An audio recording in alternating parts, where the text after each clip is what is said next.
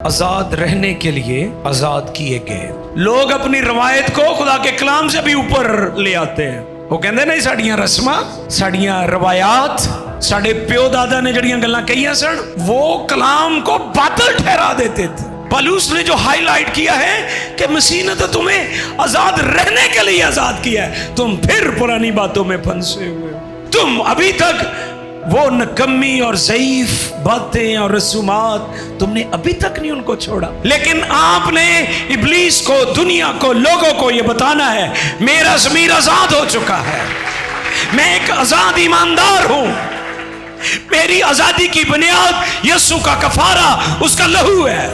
अब मैं आजादी से मूव करता हूं। आज का मौजू पैगाम आज़ाद रहने के लिए आज़ाद किए गए। आज़ाद रहने के लिए आज़ाद किए गए, ये आज का टॉपिक है। मुक़द्दस कलाम में से मैं चाहूँगा कि गलतियों 5वां बाब और उसकी पहली आयत को हम तिलावत करें और नहदनामा में से पौलुस रसूल के खतूत में से हम गलतियों और उसका 5वां बाब है, उसकी पहली आयत को हम तिलावत करेंगे। खुदा की खादमा एस्टर हमारे लिए इस आयत को पढ़ने में मदद फरमाएंगी।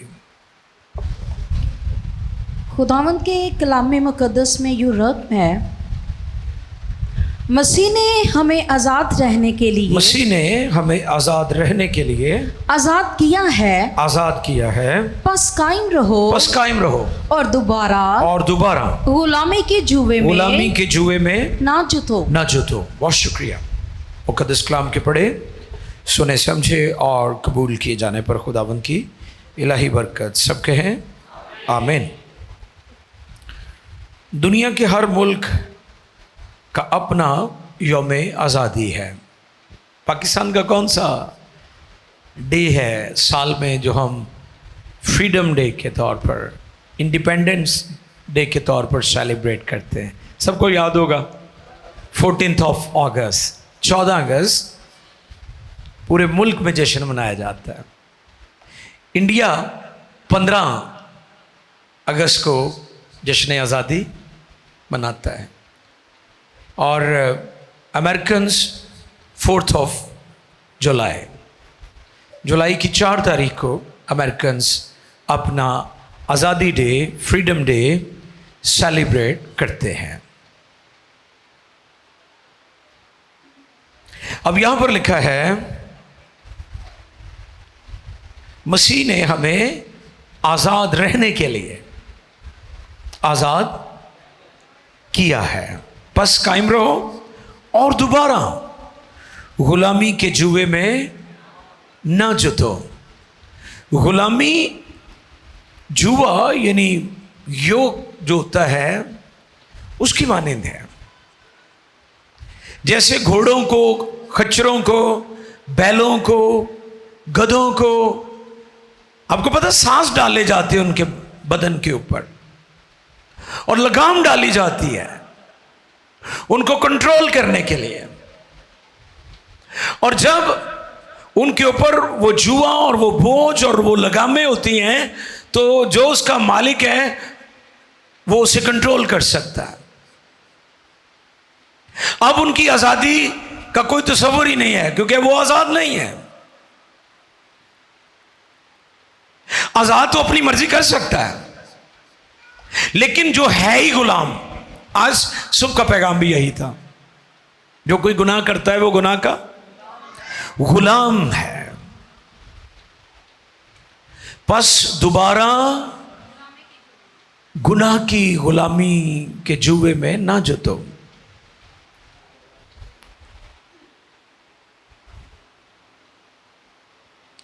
ये 5वां बाब 4थे बाब का तसलसल है। देखिए जरा, 4थे बाब में क्या था? 8वीं से 11वीं आयत तक पढ़िए, चौथे बाब की 8वीं से 11वीं आयत तक। लेकिन उस वक्त खुदा से ना वाकिफ होकर, उस वक्त, अब उनके माजी की बात हो रही है, गलतिया के ये ईमानदार मेजॉरिटी, क्योंकि ये अहले यहूद थे, अब इन्होंने यीशु मसीह को कबूल तो कर लिया, इन्होंने निजात तो पा ली, इन्होंने यीशु मसीह के कफारे पर ईमान तो ले आए, लेकिन अभी तक इनकी पुरानी जो रूट्स थी, जो पुरानी जड़ें थी, वो ठीक नहीं हुई थी। इसलिए पौलुस रसूल को ये खत कलम बंद करना पड़ा। सुने जरा क्या हालात थे वहां पर, 8वीं आयत से पढ़ेंगे। लेकिन उस वक्त खुदा से ना वाकिफ होकर, खुदा से ना वाकिफ होकर तुम उन माबूदों की, जी गैर कौम का भी जिक्र है इसमें, तुम उन माबूदों की गुलामी में थे, जो अपनी जात से खुदा नहीं, मगर अब जो तुमने खुदा को पहचाना, बल्कि खुदा ने तुमको पहचाना। दोनों बातें हैं। फिर जी, तो उन ज़ईफ और निकम्मी इब्तदाई बातों की तरफ किस तरह फिर रुजू होते हो, जिनकी दोबारा गुलामी करना चाहते हो। तुम दिनों और महीनों और मुकर्ररा वक्तों और बरसों को मानते हो। मुझे तुम्हारी बाबत डर है कि कहीं ऐसा ना हो कि जो मेहनत मैंने तुम पर की है बेफायदा जाए। हाँ जी, वो क्या हो जाए? हाँ, ये कॉन्टेक्स्ट है उसका सारा, जिसमें ये बात कही गई है कि मसीह यीशु ने क्या किया है तुम्हें, मसीह ने हमें आज़ाद रहने के लिए आज़ाद किया, और तुम फिर उन ज़ईफ और निकम्मी किस्म की तालीमात और रसूमात में फंसे हुए हो। और आज भी लोगों का यही हाल है। कितना मुश्किल है लोगों को इन रसूमात से निकालना। आप देखें, शादियां पता ही नहीं चलता कि ये मसीही शादियां हैं। निकाह दे टाइम पता चलता है जो गिरजे च दूल्हन ते दूल्हा पहुंचे होंगे ने कि एक क्रिश्चियन मैरिज है, वरना ऐसा ही लगता है कि हम किसी इंडिया के सूबे में पहुंचे हुए हैं और हिंदुस्तान में शादी मनाई जा रही है।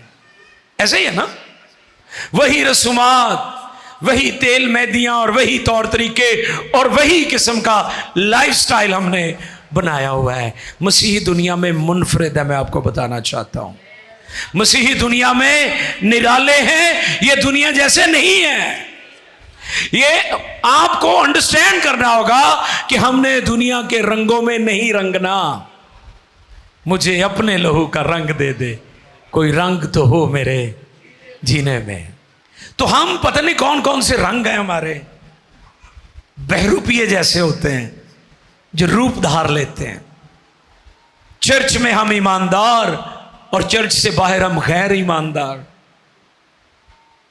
इसलिए आज ये बहुत जरूरी है कि चर्च इस पर बात करे कि हमने गैर कौमों का, दुनिया का और दूसरी अक़वाम और उनके अकायद का रंग अपने ऊपर नहीं रंगना। हमने दुनिया को यीशु का रंग, उसके लहू का रंग दिखाना है।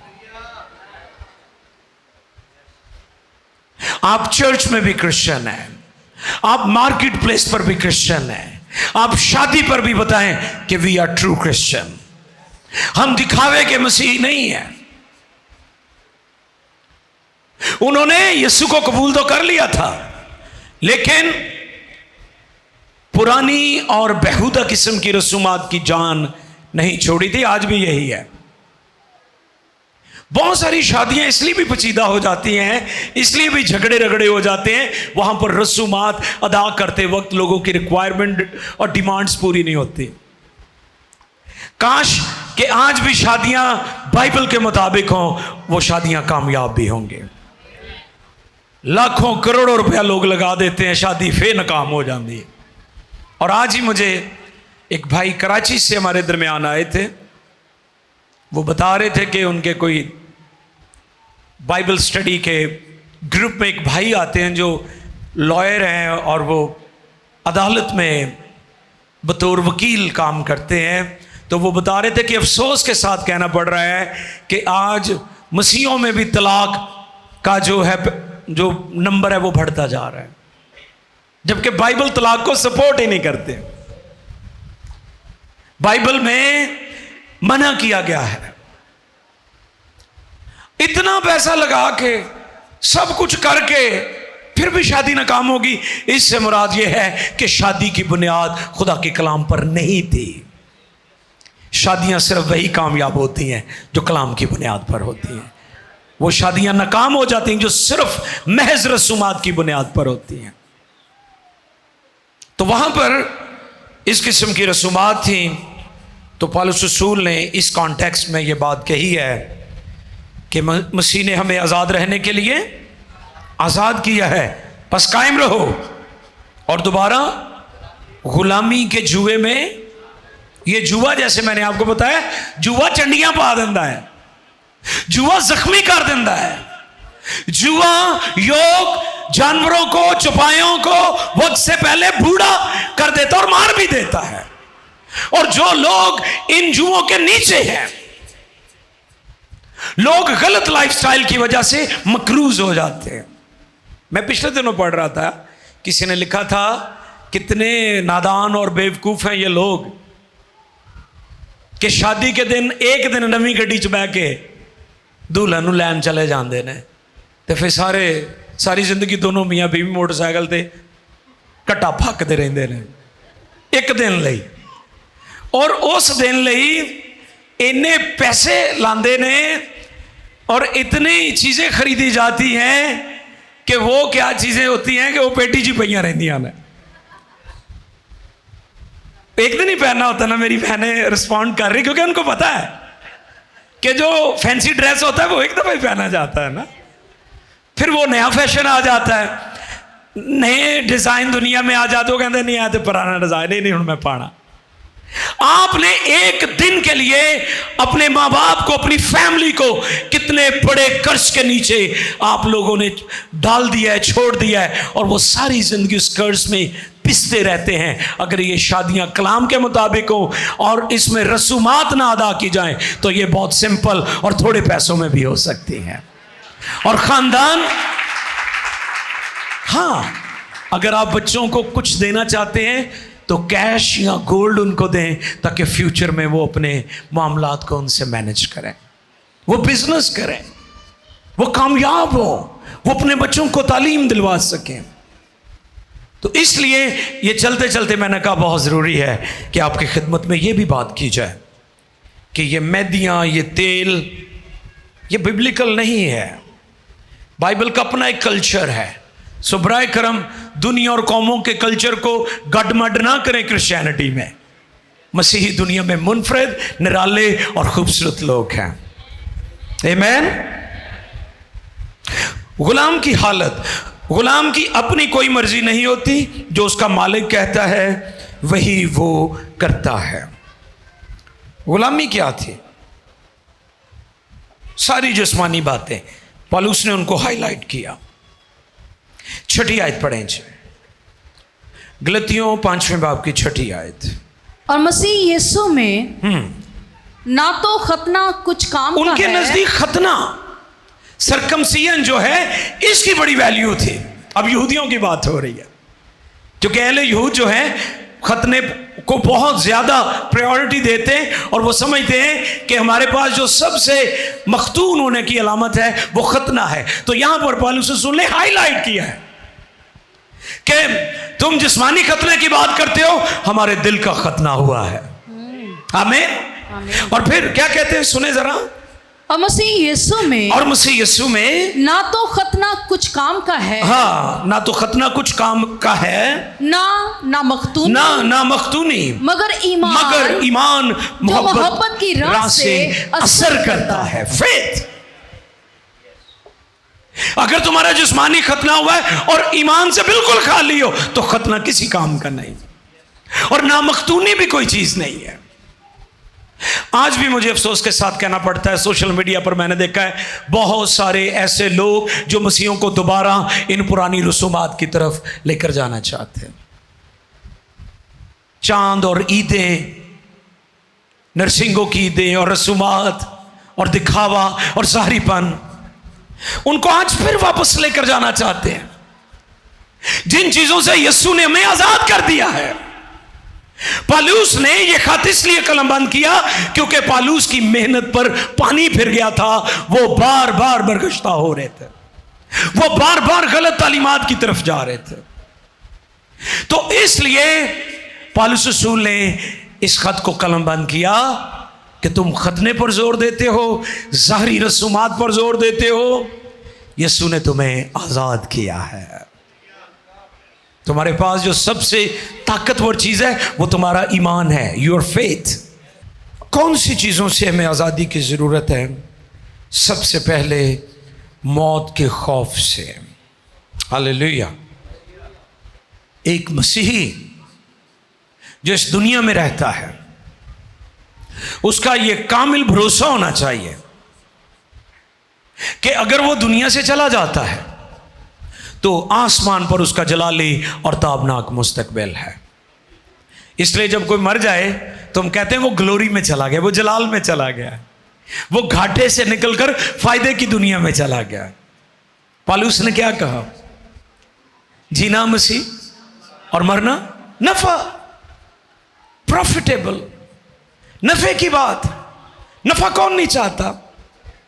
एक मसीही का ईमान है कि जमीन पर वो परदेसी और मुसाफिर है, इसलिए तबई मौत, जिस्मानी मौत का उसे कोई खौफो खतर नहीं, इसके लिए कोई मलाल नहीं, बल्कि वो समझता है कि मैं अपने वतन की तरफ लौट गया हूं।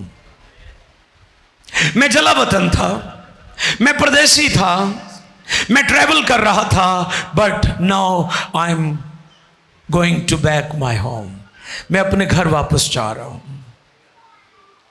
मैं अपने बाप के पास जा रहा हूं। इस खौफ से आजादी की जरूरत है। आज कितने लोग हैं जो मरने से डरते हैं? लोग इतना गुनाह से नहीं डरते जितना जिस्मानी मौत से डरते हैं। गुनाह तो नहीं डर आंदा लोगों को, मरण तो बड़े डरते हैं। हाय मैं नहीं मरना, एवं बुखार हो जाए मैं नहीं बचना, मैनू वो पता नहीं क्या क्या ख्यालात लोगों को आते हैं। फियर है, खौफ है लोगों के अंदर। तो खुदावंद हमें हर तरह के खौफ से आजाद करता है। और क्या सीखा हमने खुदा के कलाम में से? मसीह ने हमें आजाद रहने के लिए आजाद किया है। तो पहला खौफ कौन सा है जी? मौत का। दो तरह की अमवात है, जिस्मानी और रूहानी। हां, हमने उस मौत से बचना है जिसके बारे में लिखा है, ऐसों पर दूसरी मौत का कुछ इख्तियार। दूसरी मौत, पहली मौत तो हमारा कुछ नहीं बिगाड़ सकती। हां, अगर हम खुदा से दूर हैं, निजात से खाली हैं, शख्सी तौर पर जिंदगी यीशु को नहीं दी, तौबा नहीं की, बपतिस्मा नहीं लिया, तो फिर दूसरी मौत हम पर वारद हो जाएगी, और वो खुदा से जुदाई है, खुदा से अलहदगी। हम खुदा से सेपरेट हो जाएंगे। उसके बारे में हमें याद रखना है। तो यीशु मसीह हमें मौत के खौफ से आजाद करता है। यूहन्ना 5:19 पढ़िए। यूहन्ना रसूल की मार्फत लिखा गया अंजीली बयान 5वें बाब की 19वीं आयत। बस यीशु ने उनसे कहा, जी, मैं तुमसे सच कहता हूं कि बेटा अपने से कुछ नहीं कर सकता जी, सिवाय उसके जो बाप को करते देखता है। और अगला पॉइंट है, बेशुमार लोग एहसासे जुर्म। मैंने पिछले दिनों भी तौबा के 3 दर्जात बताए थे, 3 लेवल्स। पहला लेवल एहसासे गुनाह, ये तौबा का पहला दर्जा है। और दूसरा दर्जा इकरारे गुनाह, कन्फेस करना, कन्फेशन, कि जी मैं इकरार करता हूं कि मैं गुनहगार हूं, मुझे यीशु की ज़रूरत है। और तौबा का तीसरा लेवल तर्के गुनाह, कि अब मैंने गुनाह को छोड़ दिया है, जो बात थी माजी की, माजी ही में छोड़ आए। हालेलुया।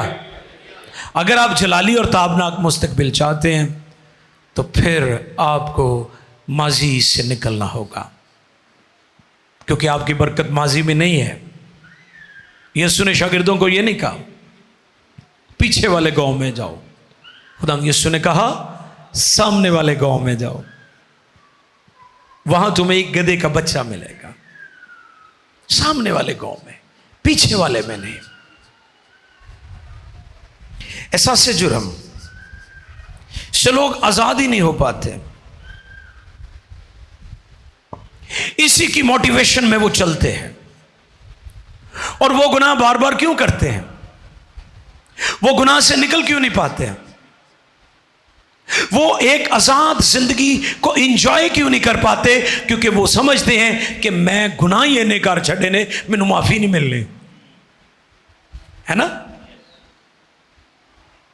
जिन्होंने माफी मिल गई है किड्डी बड़ी गल है, उन्होंने तो भाग जाग गए ने। कई लोग एहसासे जुर्म, गलतियों से बाहर ही नहीं, तसल्ली नहीं मिलती, यकीन ही नहीं होता, उनके अंदर सेटिस्फेक्शन ही नहीं आती कि मुझे माफी मिल गई है। आओ देखिए एक हवाला, इब्रानियों 10वें बाब की 22वीं आयत, Hebrews chapter 10 verse 22, 22वीं आयत को पढ़ेंगे जी। इब्रानियों 10:22। तो आओ हम सच्चे दिल और पूरे ईमान के साथ और दिल के इल्जाम को दूर करने के लिए दिलों पर चींटे लेकर और बदन को साफ पानी से धुलवाकर खुदा के पास चले। दिल के इल्जाम को क्या जी? दूर करके। गिल्ट, शर्मिंदगी, एहसास जुर्म, एहसास गुनाह आपका पीछा करता रहता है, लेकिन आपने इब्लीस को, दुनिया को, लोगों को यह बताना है मेरे गुनाह धुल गए हैं, मेरा ज़मीर आजाद हो चुका है, मैं एक आजाद ईमानदार हूं, मेरी आजादी की बुनियाद यीशु का कफारा, उसका लहू है, उसने मेरे अंदर, मेरे दिल का जो इल्जाम था उसको मुझसे दूर कर दिया है। अब मैं आजादी से मूव करता हूं, क्योंकि गुलाम की अपनी मर्जी नहीं होती, वो आजाद नहीं होता, फ्री विल नहीं है उसके अंदर, और उसके अंदर खुशी भी नहीं होती, वो डरा डरा सहमा सहमा होता है। लेकिन आप चूंकि यीशु के लहू से धुल गए हैं और दिल का इल्जाम दूर कर दिया गया है, अब आपको दिलेरी है। हालेलुया। अब आपको मांगने में भी दिलेरी है। लेकिन जब हमारा दिल इल्जाम नहीं देता तो हमें मांगने में भी, क्योंकि इल्जाम नहीं है। जिन्हें तुहाडे नाल ठगी लाई हुंदी है ना, वो तुहाडीआं नज़रां 'च नज़रां नहीं मिलांदा, अखा चक पा के गल नहीं करेगा। मैं पिछले दिनों आसिफ भाई को बता रहा था कि जो गलत लोग होते हैं या कंफ्यूज लोग होते हैं, जो अंदर से दुरुस्त नहीं होते, वो अखा चखा नहीं मिलाते। मैं अमेरिका में था तो वहाँ पर इमिग्रेशन पर मैंने एक लड़के को देखा, चीज़ें सीखते रहते हैं ना। अब वो जो इमिग्रेशन ऑफिसर है उससे सवालात कर रहा है, क्यों आए हो, किधर आए हो, कितने पैसे है, कहाँ ठहरना है। वो उसकी आंखों में आंखें डालकर बात नहीं कर रहा था, वो जब भी उससे बात करे ऐसे करे भी इधर तक उन्हें ना बैठा इमिग्रेशन, वो तो इधर बैठा। उन्होंने इमिग्रेशन, वो बड़े जेंटल होते हैं और बड़े नाइसली वो आपको डील करते हैं। उसने अपना कैबिन खोला, वो बांह फड़ी, कहता आ जा हुण मेरे पीछे पीछे इधर नो। उसको ले गया जहाँ पर जो उसने इन्वेस्टिगेशन। हाँ जी, मैं गौर कर रहा था कि क्योंकि ये उसकी आंखों में आंखें, उसके अंदर कुछ ना कुछ गलत चल रहा होगा। खुदा के हजूर जब आप आते हैं तो उस वक्त आपको दिलेरी होती है जब दिल में इल्जाम नहीं होता। आपको मांगने में भी दिलेरी है, आपकी दुआ में एक फ्लो होगा। आपकी दुआ में एक तसलसल होगा, फायर होगी आपकी दुआ में, क्योंकि दिल पे इल्जाम है। तो यही काम यीशु का कफारा करता है। लिखा है दिलों पर क्या करें? दिलों पर छींटे लेकर और बदन को साफ पानी से धुलवाकर। तो आओ हम सच्चे दिल और पूरे ईमान के साथ और दिल के इल्जाम को दूर करने के लिए दिलों पर छींटे लेकर और बदन को साफ पानी से धुलवाकर खुदा के पास चले। हालेलुया। तुसी दिलेरी ना आया करो दे हुजूर, शुक्रगुजारी के साथ आया करें, पाकीज़गी के साथ आया करें, थैंकफुल हार्ट के साथ आया करें, ग्रम्बल हार्ट के साथ नहीं, बुड़बुड़ाने वाले दिल के साथ नहीं, बल्कि शुक्रगुजार दिल के साथ उसकी प्रेजेंस में आया करें, क्योंकि इल्जाम दूर हो चुका है, हमें आज़ादी मिल गई है। हालेलुया। और यही आज का टॉपिक है। अगला पॉइंट, बाप दादा की गलत बातों और तालीमात और रसूमात से आज़ादी। इसके आगे मैंने लिखा है नस्ली लानतों से भी आज़ादी। हालेलुया। पत्रस का पहला खत है 1 पीटर चैप्टर 1 वर्स 18। पहला पत्रस पहले बाब की 18वीं आयत। क्योंकि तुम जानते हो कि तुम्हारा निकम्मा चाल चलन जो बाप दादा से किथों आंदा से अगर बाप दादा की तालीमात, उनकी रसूमात, उनके तौर तरीके बाइबल उन्हें सपोर्ट नहीं करती या वो बाइबल के नक्शे के मुताबिक नहीं है, तो फिर उनको अपने आप से दूर कर लें। माँ बाप की इज्जत जरूर करें, उनकी रिस्पेक्ट करें, ये बहुत जरूरी है, लेकिन गलत तालीमात, गलत रसूमात, गलत तौर तरीके बाप दादा के, माँ बाप के, कभी भी उसको सपोर्ट ना करें। मैं फिर दोहरा देता हूं, आप उनकी इज्जत जरूर करें, ये बहुत जरूरी है, लेकिन खुदा के कलाम पर कोई कंप्रोमाइज नहीं होना चाहिए, नहीं हो सकता, नहीं हो सकता। हर तरह की रवायात, तोहमात से हमें आज़ाद किया है, गलत किस्म की रसूमात। मत्ती 15वें बाब की 2 और 3 आयत भी पढ़ें जी। मत्ती रसूल की मार्फत लिखा गया इंजीली बयान 15वां बाब 2 और 3 आयत। तेरे शागिर्द जी बुजुर्गों की रवायत को, हाँ, उन्होंने ये नहीं कहा कलाम, किनकी रवायात को?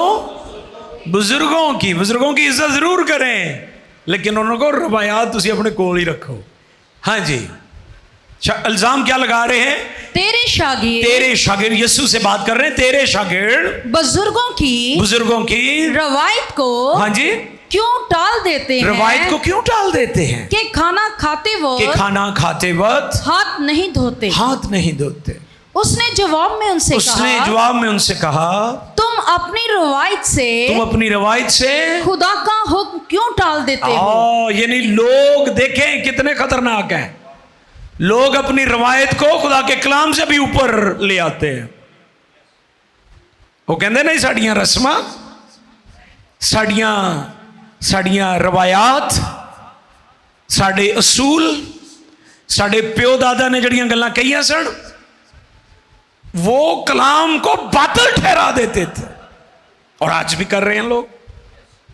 आप देख ले, हमने कुछ साल पहले जब मेरी मामा की डेथ हुई तो हमने कहा कि ये जो मेमोरियल सर्विस का कॉन्सेप्ट है, ये जो खाने खिलाने का कॉन्सेप्ट है, ये जो रस्मन हम ये काम करते हैं, हम इसको नहीं प्रैक्टिस करेंगे।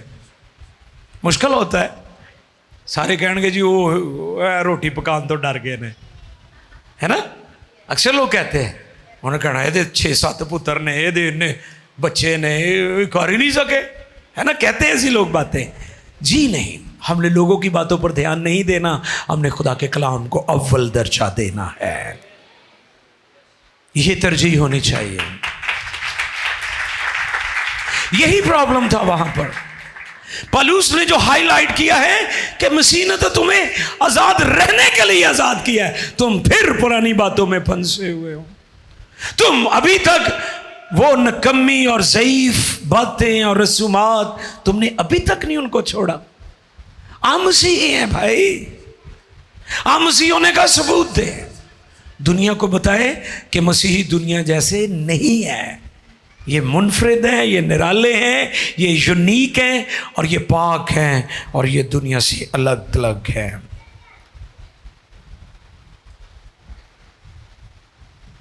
तुम अपनी रवायत से खुदा के हुक्म को क्यों टाल देते हो? दो तरह की गुलामी, गुनाह और शैतान की गुलामी। रोमियो छठे बाब की 16वीं आयत, रोमन्स चैप्टर 6 वर्स 16 सॉरी 6:16। क्या तुम नहीं जानते कि जिसकी फरमाबरदारी के लिए फरमाबरदारी के लिए अपने आप को गुलामों की तरह हवाला कर देते हो उसी के गुलाम हो जिसके फरमाबरदार हो खा गुनाह के जिसका अंजाम मौत है खा फरमाबरदारी के जिसका अंजाम रास्तबाजी है। हम किसके गुलाम हैं? हम रास्तबाजी के गुलाम हैं, हम खुदा के गुलाम हैं जिसका अंजाम हमेशा की जिंदगी है, आसमान है। अफसोस के साथ बेशुमार लोग आज तरह तरह की बुरी आदत का शिकार हैं। झूठ है, नशा है, शराब नोशी है, तरह तरह के नशे आ गए हैं। अब एक दो किस्म का नशा नहीं है, एडिक्शन जो है वो एक दो नहीं है। पहले तो हम सुनते थे ना शराब है, ऐसे ही है ना, ये जी सिगटा पींदा है, ये जी भरियां सिगटा पींदा है, ये जी कौड़ी दवाई पींदा। मैनू नहीं पता कौड़ी किनू कहते हैं भाई, इन्होंने लोगों ने बनाई हुई है ना चीज़ें, कोलों ही उन्होंने अपने कोड वर्ड रखे हुए हैं। अफसोस लोग इन आदात में जकड़े हुए हैं। मसीह ने हमें आजाद किया है। अब यहां पर लिखा है कि अगर तुम गुनाह की फरमाबरदारी करते हो तो फिर तुम गुनाह के गुलाम हो, जिसका अंजाम हलाकत है, तबाही है, मौत है। लेकिन अगर रासबाजी के गुलाम हो, अगर तुम्हें खुदावंद की प्रस्तिश करना अच्छा लगता है, खुदा के हजूर आना अच्छा लगता है, तो इसका अंजाम जो है वो हमेशा की जिंदगी है। इस पर पहले भी मैं बता चुका हूं कि वो हमें अच्छी अच्छी चीजों से, तेनू चंगियां चीज़ां नाल, ते जे कोई गंदियां खाना चाहता तो खाई जावे। तेनू चंगियां काहदे नाल तुहानू रजांदा है? चंगियां चीज़ां नाल। पास्टर जो लंगर चंगा होवे ना ते धक्के ना गाना शुरू कर देंदे ने, हालेलुया। रोटी चंगी पई होए ना मेज ते कहणगे तेनू चंगियां चीज़ां नाल। हम देखते रहते हैं हम। सो आज मेरा ये पैगाम है कि बेशुमार लोग ये लत, ये लानतें, ये बुरी आदत के शिकंजे में जकड़े हुए हैं। ना कि ये, बल्कि मौजूदा दौर में लोग स्क्रीन एडिक्शन है लोगों को। अपने बच्चों पर देखें, गौर करें। इस पर मीडिया पर, इस पर मेडिकल की दुनिया बार बार कह रही है कि मोबाइल का बेजा या ज़्यादा इस्तेमाल या कार्टून या ये जो गेम्स आपके बच्चे मोबाइल पर खेलते हैं, ये उनकी जहनी सेहत के लिए कैंसर है। लेकिन आप नहीं बाज आएंगे, आपको तो अपना सुकून चाहिए। मां कहती मेरी जान छुट्टी आ, इनू मैं मोबाइल दे देनी, मैनू तो सुकून लभ गया ना। लेकिन आप अपने बच्चे पर जुल्म कर रहे हैं। स्क्रीन के आप आदी हो चुके हैं। आप घंटों घंटे मोबाइल को देखते रहते हैं, स्क्रॉलिंग करते रहते हैं। आप देखें कि लोग किस कदर जकड़े हुए हैं और उस पर इस कदर खौफनाक चीज़ें हैं। आप ना भी वो फहाश और बेहुदा चीजें देखना चाहे, वो ऑटोमेटिकली आपके सामने आएंगे, वो आपको डिस्ट्रैक्ट करेंगी, आप वहां पर रुक जाएंगे। ये इब्लीस का एक ट्रैप है, जाल है, और फिर आप उसकी एडिक्शन में आहिस्ता आहिस्ता धंसते जाएंगे, फिर आपकी जिंदगी में तबाही बर्बादी शुरू हो जाएगी। ये वो गुलामी है जो मुख्तलिफ तरीकों से लोगों की जिंदगी में इसका जुआ है। यीशु ने हमें आजाद रहने के लिए आजाद किया है। बस गुलामी के पढ़िए जी जरा। मसीह ने हमें आजाद रहने के लिए, मसीह ने हमें आजाद रहने के लिए, आजाद रहने के लिए आजाद किया है, आजाद किया है। बस कायम रहो, बस कायम रहो, और दोबारा गुलामी के जुए में, और दोबारा गुलामी के जुए में ना जुतो, ना जुतो। आखिरी हवाला कुलसियों भी कह सकते हैं। कुलसियों 3 बाब 5वीं आयत से 11वीं आयत तक हम पढ़ेंगे। जी पढ़ने में रहनुमाई फरमाए। कुलसियों 3 बाब की 5वीं आयत से 11वीं आयत तक। बस अपने उन अज़ा को, हाँ जी, बस अपने उन अज़ा को मुर्दा करो जो जमीन पर हैं, जो जमीन पर है, यानी हरामकारी और नापाकी और शहवत और बुरी ख्वाहिश और लालच को जो बुत परस्ती के बराबर है। सुन रहे हो? लालच किसके बराबर है? बुत परस्ती, यानी जड़ा लालची हो बुत परस्त भी है। लालच जो बुत परस्ती के बराबर है, लालच को जो बुत परस्ती के बराबर जो है, बुत परस्ती के बराबर है, कि उन्हीं के सबब से खुदा का गजब नाफरमानी के फर्जंदों पर नाजिल होता है। और तुम भी जिस वक्त उन बातों में जिंदगी गुजारते थे, उस वक्त उन्हीं पर चलते थे। लेकिन अब तुम भी इन सब को यानी गुस्सा और कहर और बदखाही और बदगोई और मुंह से गाली बकना, सुन रहे हैं? मुंह से गाली बकना छोड़ दो। एक दूसरे से झूठ ना बोलो, ਅਸੀਂ ਝੂਠ ਨੂੰ ਗੁਨਾਹ ਹੀ ਨਹੀਂ ਸਮਝਦੇ। ਪਾਕਿਸਤਾਨੀ ਕਿੰਨੀ ਦੂਰ ਹੁੰਦਾ, ਕਹਿੰਦਾ ਮੈਂ ਲਾਗੇ ਹੀ ਆ ਗਿਆ। ਇੰਨੇ ਝੂਠ ਬੋਲਦੇ ਨੇ ਲੋਕੀ, ਪੈਰ ਤੇ ਝੂਠ बोलते हैं। इतने झूठे हैं लोग। आगे जी मुकम्मल हो गया 11वीं आयत तक। जी पढ़िए प्लीज। एक दूसरे से झूठ ना बोलो, क्योंकि तुमने पुरानी इंसानियत को उसके कामों समेत उतार डाला और नई इंसानियत को पहन लिया है, जो मार्फत हासिल करने के लिए अपने खालिक की सूरत पर नहीं बनती जाती है। वहाँ ना यूनानी रहा, ना यहूदी, ना खतना, ना मखतूनी, ना वहशी, ना स्कूती, ना गुलाम, ना आजाद, सिर्फ मसीह सब कुछ और सब में है। हालेलुया। ਜਦੋਂ ਮਰਕਜ਼ ਯਿਸੂ ਹੋਏਗਾ ਨਾ ਤੇ ਫਿਰ ਇਹ ਬੇਹੂਦੀਆਂ ਤੁਸੀਂ ਕਦੀ ਵੀ ਨਹੀਂ ਕਰਨੀਆਂ। ਇਹ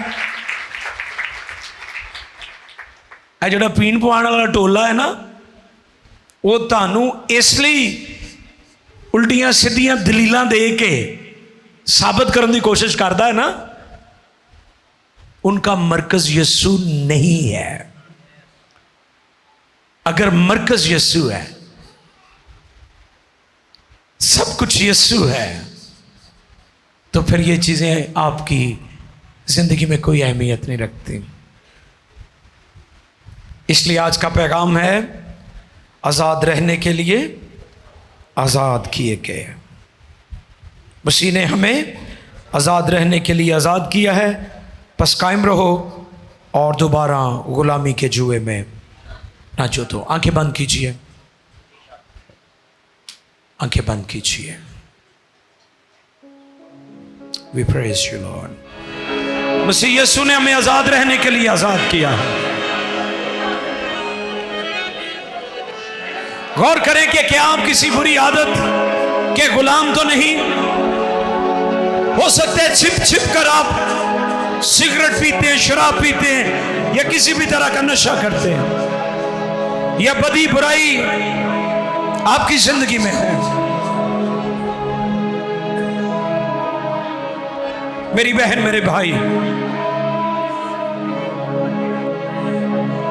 यीशु मसीह हमें आजाद करता है। सो इसलिए आओ, अपने आप को पेश करो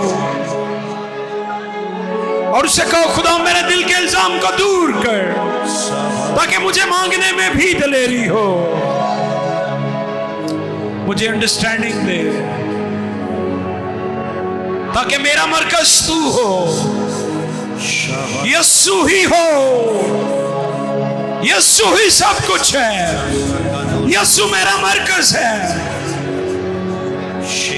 यीशु मसीह बाप और मेरे दरमियान में दरमियानी है। हालेलुया। खुदा हम लोगों को आजाद कर। अगर आज भी लोग फरसूदा किस्म की रसूमात में जकड़े हुए हैं, आज भी बुजुर्गों की रवायात में फंसे हैं, तो तौफीक बख्श के लोग कलाम को अव्वल दर्जा दें। यीशु ने कहा, जो पौधा मेरे आसमानी बाप ने नहीं लगाया वो जड़ से उखाड़ दिया जाएगा। यीशु ने उस वर्बली शरीयत की बात की जिसको यहूदियों ने बिगाड़ दिया था। ये वो पौधे हैं जो आसमानी बाप ने नहीं लगाए। उखाड़ा उन पौधों को, उखाड़ा उन रस्मों को जो कलाम की नहीं है, जो आसमानी बाप ने नहीं लगाए पौधे। सुने गौर से, ये बड़ा सीरियस मैटर है। वो पौधे जो आसमानी बाप ने नहीं लगाए, उखाड़ दो उसे, अपनी जिंदगियों, अपने खानदानों से, अपनी लाइफ से, अपनी शादियों में से। जब कभी गम हो, को प्यारा दुनिया से चला जाए, जिंदगी और मौत, खुशी और गमी में जो कुछ भी ऐसी चीजें जो आसमानी बाप की तरफ से नहीं है, उन पौधों को उखाड़ दो। कलाम का बीज, कलाम की बुनियाद पर सब कुछ करो। हालेलुया। अब आप इस कलाम को फलदार कर, यीशु के नाम में, आमीन।